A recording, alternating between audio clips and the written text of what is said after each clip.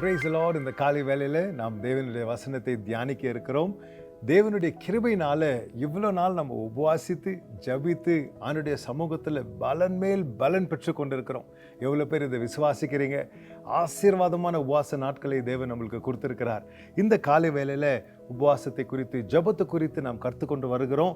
இதில் முதலாவது ஜபம் என்றால் என்னென்னலாம் நம்ம பார்த்துட்டு வந்தோம். இன்னைக்கு ஜபத்துக்கு நம்ம இருதயத்தின் நிலைமை எப்படி இருக்கணும்ன்ட்டு நாம் வேத வசனத்தில் வந்து சில வசனங்களை தியானித்து நாம் ஜபிக்க போகிறோம். முதலாவது சங்கீதம் 24வது சங்கீதம் 3வது 4வது வசனத்தை நாம் வாசிப்போம். யார் கர்த்தருடைய பர்வதத்தில் ஏறுவான்? யார் கர்த்தருடைய பர்வதத்தில் ஏறுவான்? யார் அவருடைய பரிசுத்த ஸ்தலத்தில் நிலைத்திருப்பான்? பாருங்க, ரெண்டு கேள்வி வைக்கிறார். யார் கர்த்தருடைய பர்வதத்துக்குள் ஏறுவான்? யார் அவருடைய பரிசுத்த ஸ்தலத்தில் நிலைத்திருப்பான்? இதுதான் நம்ம ஆசை இல்லைங்களா? ஆண்டவரே, நீங்க இருக்கிற இடத்துல நாங்க வரணும்ப்பா, உண்மை நாங்க பார்க்கணும் ஆண்டவரே, உங்க சமூகத்தை நாங்க எப்பயாவது இன்னைக்கு உணரணும்ப்பான்ற ஒரு உள்ளத்துல ஆழ்ந்த ஒரு வாஞ்சையோட நம்ம காத்து கொண்டிருக்கிறோம். அப்போ சங்கீதக்காரன் ரெண்டு கேள்வி கேட்கிறார். யார் கர்த்தருடைய பர்வதத்துக்குள்ள வருவான்? யார் கர்த்தருடைய சமூகத்துல நிலைத்திருப்பான் என்ற அந்த ரெண்டு கேள்விக்கு பதிலை நாம் பார்ப்போம். கைகளில் சுத்தமுள்ளவனும் இருதயத்தில் மாசில்லாதவனாக இருந்து தன் ஆத்துமாவை மாயைக்கு ஒப்புக்கொடாமலும் கபடாய் ஆணையிடாமல் இருக்கிறவனே. ஹல்லேலூயா. ஆண்டவர் இன்னைக்கு நம்மளுக்கு ஞாபகப்படுத்துறாருங்க. யார் மேலே ஏறி வர முடியும்? முதலாவது எங்க சுத்தம் இருக்கணுமா? கைகளில் சுத்தமும் இருதயத்தில் மாசில்லாதவனாக இருக்க வேண்டும். நம்ம ரெண்டு காரியங்களை நாம் சுத்திகரிக்க வேண்டும். ரெண்டு காரியங்களை நாம் சிந்தித்து ஆராய்ந்து பார்க்க வேண்டும். என்னுடைய கிரியைகள் எப்படி இருக்கிறது? என்னுடைய சிந்தனைகள் என் இருதயத்தில் என்ன தங்கி இருக்கிறது? நாம் கேட்க வேண்டிய கேள்வியாக இந்த காலை வேளையில் இருக்குது. இந்த உபவாச நாள் அன்றைக்கு நம்மளை ஆண்டவருடைய கருத்தில் நாம் ஒப்பு கொடுத்து, தேவ சந்நிதியில் நம்மளை ஒப்பு கொடுத்து, ஆண்டவரே என் கிரியைகள் சுத்திகரிக்கப்படட்டும், என் இருதயத்தின் யோசனைகள் என் இருதயத்தில் மாசில்லாமல் ஒரு இருதயமாக என் இருதயம் காணப்பட என்னை நான் ஒப்பு கொடுக்கிறேன் ஆண்டவரே என்று ஒரு சுத்திகரிப்புக்குள்ளாக நாம் வர வேண்டும். லேவியராகமம் 10வது அதிகாரம் 1வது 2வது வசனத்தில் நாம் இப்படி வாசிக்கிறோம். பின்பு ஆரோனின் குமாரராகிய நாதாபும் அபியும் தன் தூப கலசத்தை எடுத்து அவைகளில் அக்கினியை அதின் மேல் தூப வர்க்கத்தையும் போட்டு கர்த்தர் தங்களுக்கு கட்டளையிடாத அந்நிய அக்கினியை அவருடைய சந்நிதியில் கொண்டு வந்தார்கள். பாருங்க, கர்த்தர் கட்டளையிடாத ஒரு அந்நிய அக்கினியை அப்படின்னு என்ன அர்த்தம்னா, அவங்க கர்த்தருடைய சமூகத்துக்குள்ள, இப்போ நம்ம பார்த்தோம் இல்லைங்களா, யார் கர்த்தருடைய பர்வதத்துக்குள்ள ஏறி வருவான்னு, அவருடைய சமூகத்துக்குள்ள வரணும்னா அந்நிய காரியங்கள், அந்நிய அக்கினிகள், illicit passions, அவங்க இருதயத்தின் வாஞ்சைகள். இந்த அக்கினின்றது இஸ் அவர் டிசையர்ஸ் இல்லைங்களா? சில காரியத்துக்காக உள்ளம் எரிஞ்சு கொண்டு இருக்கிறது. இந்த அந்நிய காரியங்கள் தேவ சமூகத்துக்குள்ளாக வரும்போது ஆண்டவர் சொல்றாரு, நான் அடிச்சு போடுவேன். அந்த இடத்துல நம்ம பார்க்கிறோம், லேவியர் 10வது அதிகாரத்தில் நாதாபியும் அபியுவும் ஆண்டவர் அடிச்சு கொன்று போட்டார் என்று நாம் பார்க்கிறோம். ஏனென்றால் அந்த சமூகத்துக்குள்ள வரும்போது, ஜபம் என்ற அந்த நிலைமைக்குள்ள வரும்போது ஒரு சுத்திகரிப்பு இல்லாமல் வரக்கூடாது. அந்த சமூகம் நம்ம ஏற்கனவே பார்த்தோம், ஜபம் என்றால் ஒரு இடம் மாற்றுதல். அவருடைய கிருபாஸ்தானத்துக்கு முன்பதாக நாம் வருகிறோம். அப்போ நம்ம இருதயம் எப்படி இருக்குது? சுத்திகரிப்பில் இருக்கா? தேவனுக்கு விருப்பமா இருக்கா? அதே போல லேவியராகமம் 16வது அதிகாரம் 1வது 2வது வசனத்திலையும் இப்படி வாசிக்கிறோம். ஆரோனின் 2 குமாரர் கர்த்தருடைய சந்நிதியிலே சேர்ந்து மரித்து போன பின்பு கர்த்தர் மோசேயை நோக்கி, கிருபாசனத்தின் மேல் ஒரு மேகத்தில் நான் காணப்படுவேன். ஆதலால் உன் சகோதரனாகிய ஆரோன் சாகாதபடி பரிசுத்த ஸ்தலத்திலே திரைக்கு உட்புறத்தில் இருக்கிற பெட்டியின் மேலுள்ள கிருபாசன மூடிக்கு முன்பாக சகல வேளையிலும் வரவேண்டாம் என்று அவனுக்கு சொல்.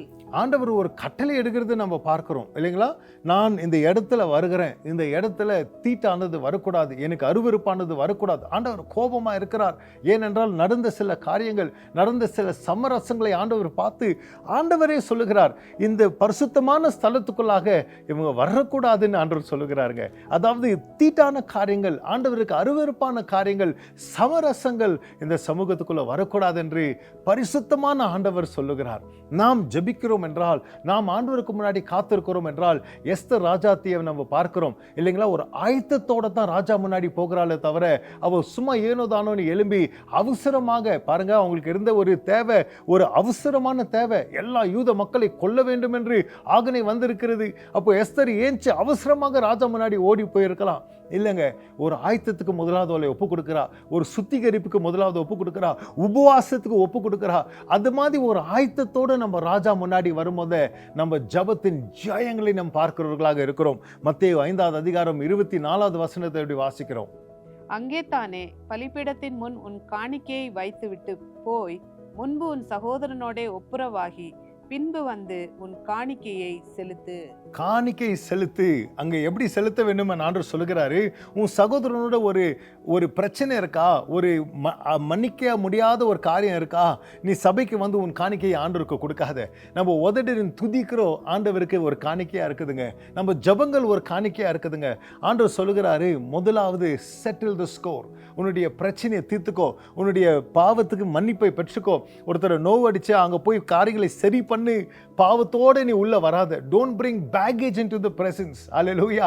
அதை விட்டு விட்டு சுத்திகரிப்புக்காக நாம் வர வேண்டும், சுத்திகரிப்போட நாம் வர வேண்டும். Praise the Lord.